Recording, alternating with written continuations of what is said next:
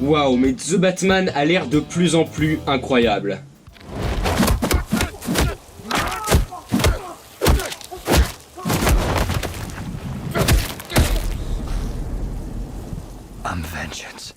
Alors, le Batman de 1966.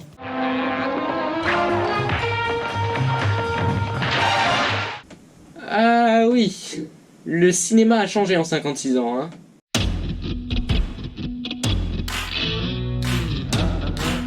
Bonjour tout le monde, aujourd'hui on se retrouve pour parler du film Batman, sorti en 1966 et qui est réalisé par Leslie H. Martinson. C'est le tout premier long métrage cinématographique sur le personnage de Batman et il fait suite à la série télé du même nom et il en reprend les acteurs et le ton général. Alors même si j'ai dit dans ma critique des Batman de Tim Burton que je n'allais pas faire de critique de ce film, finalement je me suis dit pourquoi ne pas commencer au commencement. Enjoy, as we say in the jargon. Pour commencer, je veux que vous sachiez que c'est mon avis personnel sur le film, même si évidemment j'essaye un maximum d'être objectif. Si vous avez un avis différent, tant mieux pour vous, mais n'hésitez surtout pas à en débattre avec moi dans les commentaires. Bon visionnage. Le Joker, l'homme mystère, le pingouin et Catwoman s'allient tous ensemble pour voler une invention scientifique qui va leur permettre de déshydrater l'ONU, oui, vous avez bien compris, déshydrater l'ONU, afin de demander une rançon, et ce sera à Batman et son fidèle acolyte Robin de les arrêter. Vont-ils y arriver? Le suspense bat à son plein. Their forces combine. Holy nightmare! Batman, could it be?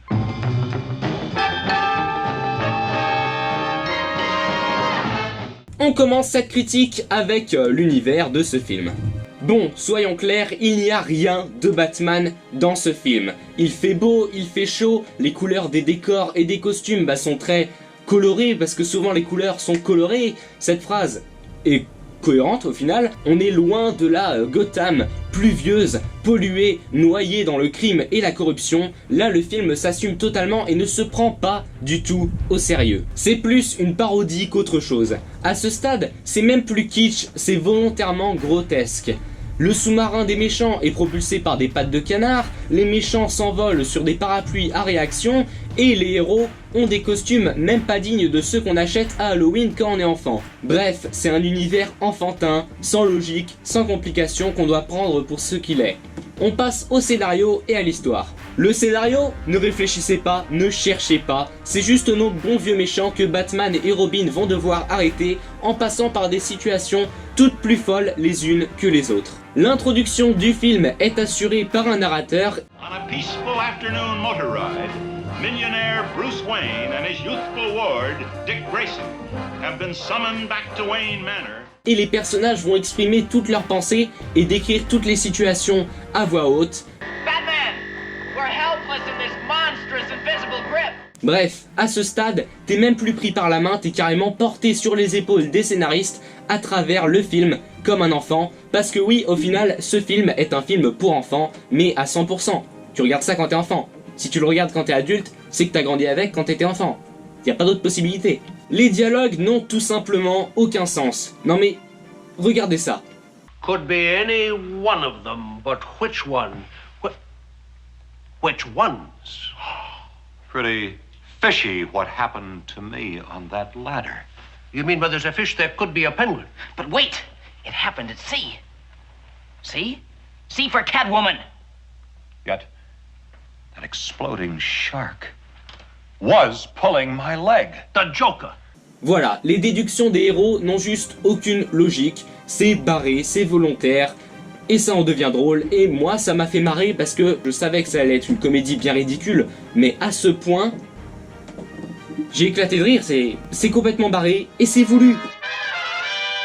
En passant, j'ai une blague. Alors, c'est un mec qui est dans un bar, tu vois, et on va pas se mentir, ça fait plusieurs heures qu'il tire sur la bouteille.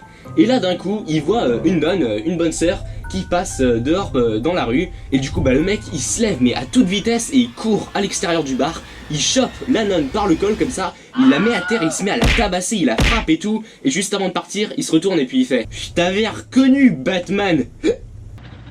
They may be drinkers, Robin, but they're also human beings.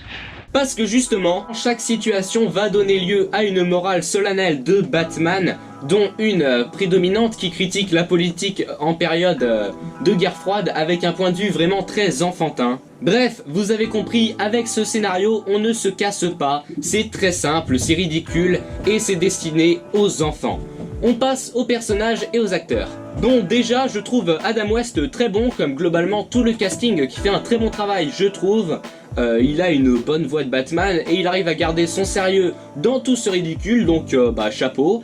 Et bon, après évidemment, c'est pas le genre de film qui va te sortir des performances ou des personnages de ouf, parce que oui, évidemment, le reste des personnages, enfin tu me diras Batman aussi, tous les personnages sont réduits à une petite expression grossière qui va les caractériser. Donc voilà, on a Catwoman avec son ronronnement, Perfectly. le pingouin avec ses coins de canard, Robin avec ses jurons qui vont être remaniés pour passer mieux chez les enfants. Holy sardine! Voilà, il n'y a pas de profondeur, les personnages sont simplistes. Est-ce que c'est grave à ce stade? Je ne pense pas. On passe au visuel. À cause de l'époque et surtout de la simplicité assumée du film, eh ben il ne faut évidemment pas s'attendre à y trouver des visuels travaillés. Cela dit, on peut quand même noter l'utilisation d'onomatopées et de dessins d'explosion à l'écran qui en font un véritable cartoon.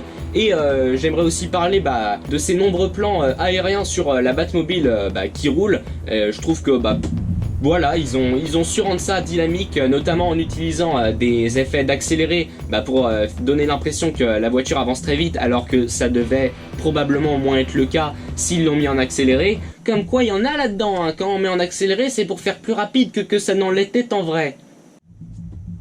Pour ce qui est des combats, c'est étonnamment vachement bien, je trouve. Alors si on omet la distance entre le poing et le visage des acteurs, qui est visible à des kilomètres, je trouve que c'est vachement bien chorégraphié, et je vous jure, à des moments, c'est quasiment mieux que les combats dans les films Batman de Tim Burton. Je trouve que franchement, on a des plans d'ensemble, c'est plus lisible, donc voilà, franchement, je trouve que pour un film de 1966, c'est vachement bien.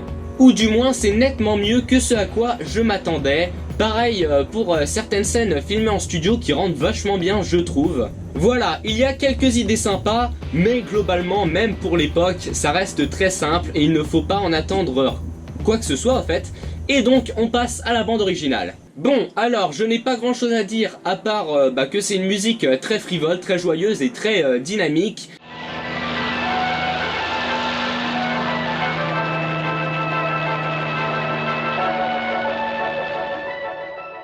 Alors évidemment le thème principal est hyper mémorable, on le connaît tous sans avoir vu le film.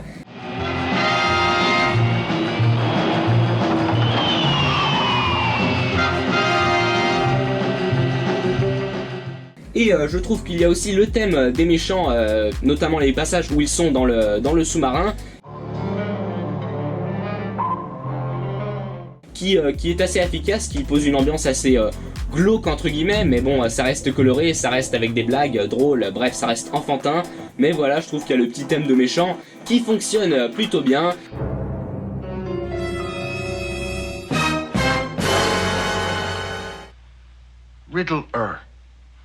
Riddler? Bon voilà, c'est à peu près tout ce que j'avais à dire sur la musique, on passe à la conclusion. Pour conclure avec le Batman de 66, c'est la même chose à tous les niveaux. C'est barré, c'est assumé, faut pas chercher. Bref, si je devais lui donner une note en essayant d'être objectif comme d'habitude, je lui mettrais environ, aucune idée. J'en sais rien, c'est hyper dur de noter un film comme ça. Est-ce que je dois en prendre en compte l'époque? Est-ce que je dois le comparer aux autres films Batman? Est-ce que je dois le considérer en tant que tel et puis c'est tout? Je n'en ai aucune idée et je m'en fous parce que voilà, vous avez compris, ce film c'est barré, c'est assumé, c'est juste une énième aventure de Batman et Robin qui pourrait être n'importe quel épisode de la série.